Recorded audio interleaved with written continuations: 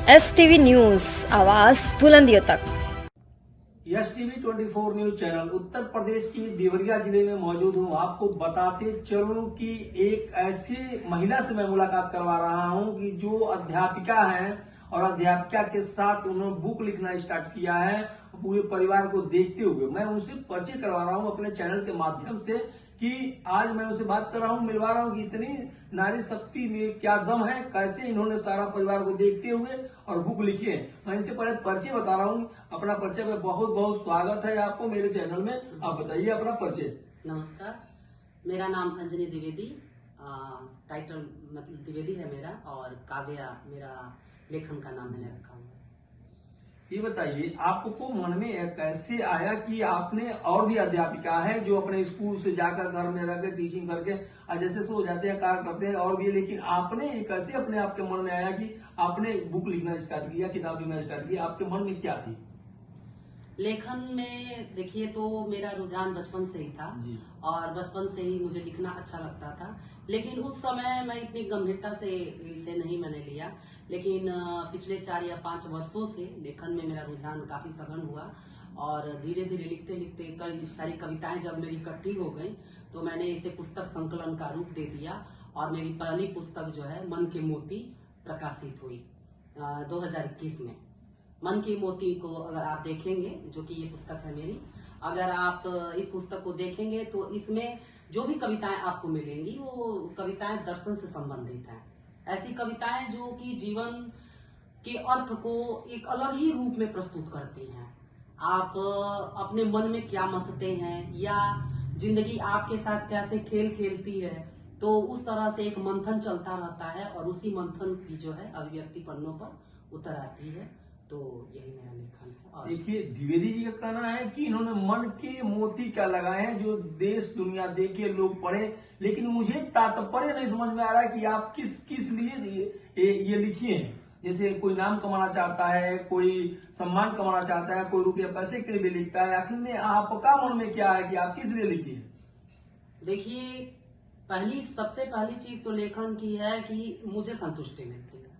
सबसे पहली चीज है कि कुछ बातें ऐसी होती हैं, कुछ इस तरह के मनोभाव होते हैं जिसे आप चाहते हैं कि दूसरे लोगों तक जाए, तो दूसरे लोगों तक अपनी बातों को पहुंचाने का एक साधन कलम है। बहुत अच्छा साधन है जिसमें एक कवि जो है हंसता भी है, रोता भी है और अपनी सभी भावनाओं को व्यक्त कर देता है। उसके बाद है कि काव्य से यश की प्राप्ति होती है, काव्य से आनंद की प्राप्ति होती है। और अर्थ के लिए तो मैंने बहुत कुछ नहीं सोचा है, क्योंकि वर्तमान में आप देख ही रहे हैं क्या स्थिति है। लेकिन काव्य से, मेरे लेखन से मैंने यह भी सोचा है कि मैं जब भी मेरे कविताओं का या पुस्तक का प्रकाशन हुआ है तो उस दौरान मैंने नेत्रहीन बच्चियों का बीड़ा उठाया है और उस पुस्तक के मतलब विक्रय से जो भी राशि प्राप्त होती है उससे मैं नेत्रहीन बच्चियों की आंखों की मदद में अपने पैसे को लगाती हूँ। टोटल पैसा लगा देती हैं कि कुछ अपने लिए बचत करती हैं? आपका क्या? नहीं, अपने लिए कुछ नहीं बचत करते हैं। मुझे लगता है कि अगर मुझे अपने पास से भी लगाना पड़े तो मैं पीछे नहीं हटूंगी। और इस तरह की बच्चियां जो कि बच्चे विद्यालय में पढ़ते हैं, उन्हीं बच्चों को चिन्हित करके उनकी मैं मदद करती हूँ।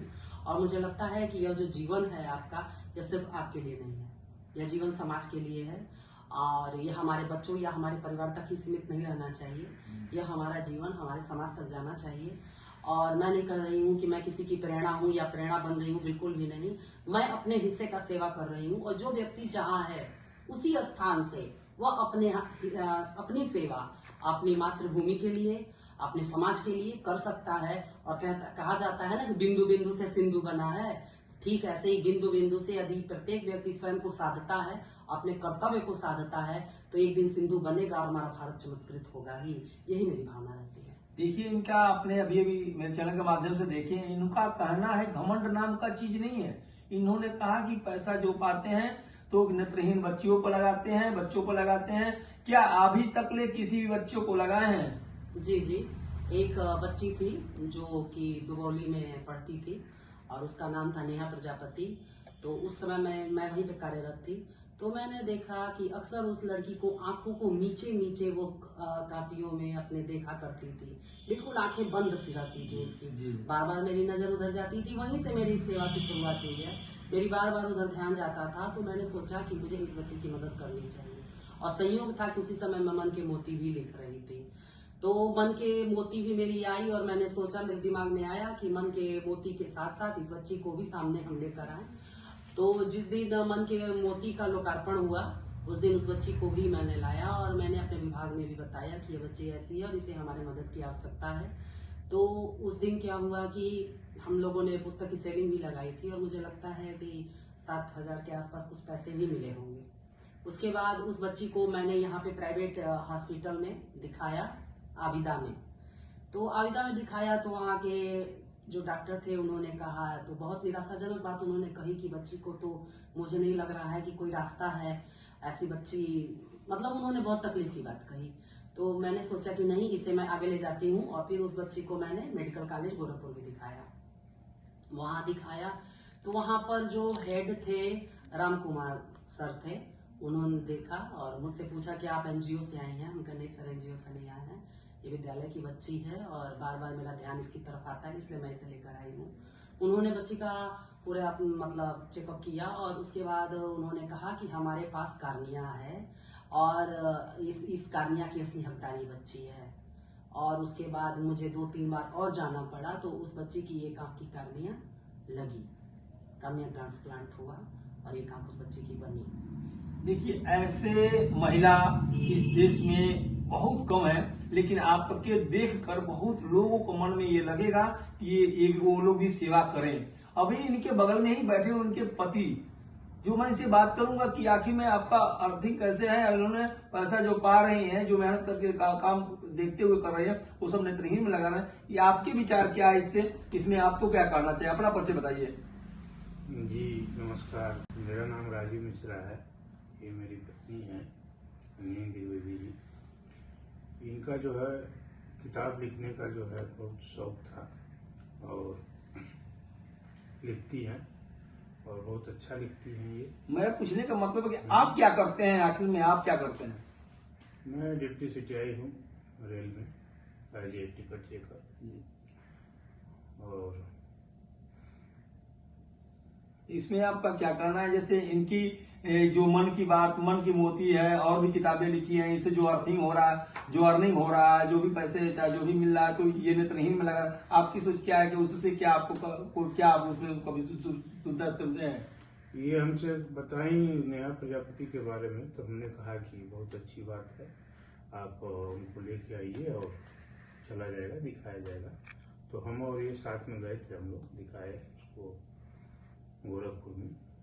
देखिए, ये सेवा का भाव इसको कहा जाता है कि पति पत्नी दोनों लोग मिलकर और उस नेत्रहीन बच्ची को नेत्र देने का काम किए हैं, सहयोग करने का काम किए हैं। तो ऐसे व्यक्ति जो मिले, और मेरे चैनल के माध्यम से मैं सारी जनता को बताना चाहता हूं, इस देश को बताना चाहता हूं कि आप लोग भी इस चीज को देखें और एक पति पत्नी दो लोग मिलकर अपना, दोनों लोग पैसे के लिए नहीं किए, लोग समाज सेवा के लिए दोनों लोग ने मिलकर 2 बार गोरखपुर जाना, अपने परिवार को लेके जाना नहीं चाहते हैं लोग, एक अलग बच्ची को लेके पहुंचे हैं और उसका नेत्रहीन बच्ची को नेत्र का दान दिए हैं। तो ऐसे व्यक्ति से मिलना बहुत जरूरी है, जो भी हमारे चैनल के माध्यम से समझ रहे हैं कि इसे आके ऐसे लोगों से दर्शन करना चाहिए।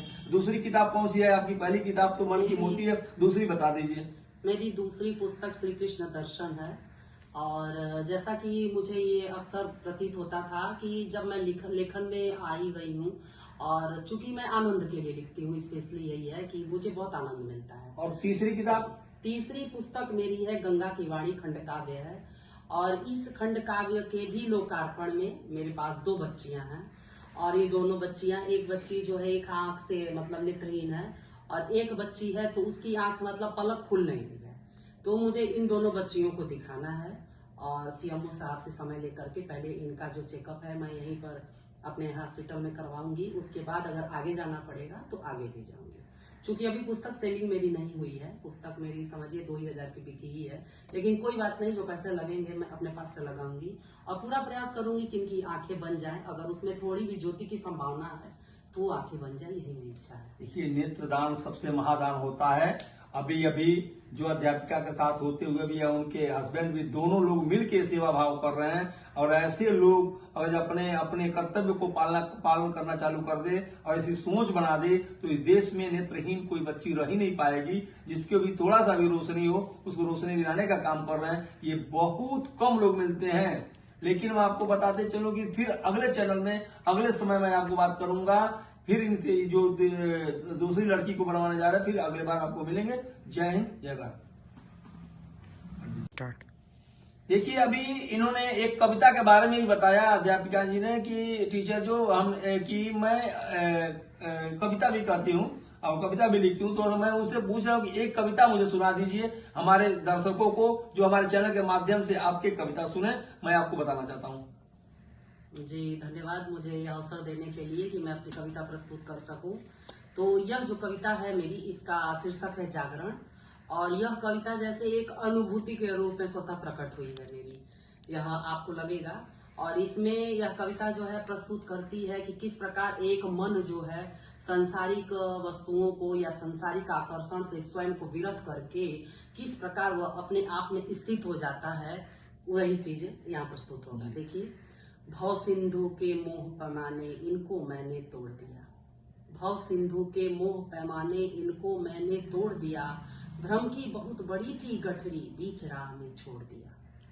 तब जाकर मेरी आंखों से विराट यह संसार दिखा, तब जाकर मेरी आंखों से विराट यह संसार दिखा, अपना पराया कोई नहीं मानवता ही प्यार दिखा। यह पग चलने को आतुर मानवता का गांव दिखा, यह पग चलने को आतुर मानवता का गांव दिखा, जब बधा जीवन से आत्मबल घनी धूप में छांव दिखा। दोष नहीं दो यहाँ किसी को जन को ना परमेश्वर को, दोष नहीं दो यहाँ किसी को जन को ना परमेश्वर को, तुम ही तम निद्रा में खोए हो, तुम ही तम निद्रा में खोए हो, ना पहचाने ईश्वर को। दया सिंधु करुणा का रूप तुझ पर प्रेम लुटाता है, दया सिंधु करुणा का रूप तुझ पर प्रेम लुटाता है, पर इस क्षण भंगुर जीवन का मोह मुक्ति कब पाता है, पर इस क्षण भंगुर जीवन का मोह मुक्ति कब पाता है। देखिए, जैसे जैसे इन्होंने बताया उसी तरीका कविता भी लिखी है। तो मैं इनको बहुत बहुत धन्यवाद देता हूँ। और ऐसे अगर जो भी नारी शक्ति अगर जो साथ दे तो हमारा देश बहुत आगे जाएगा। जय हिंद, जय भारत।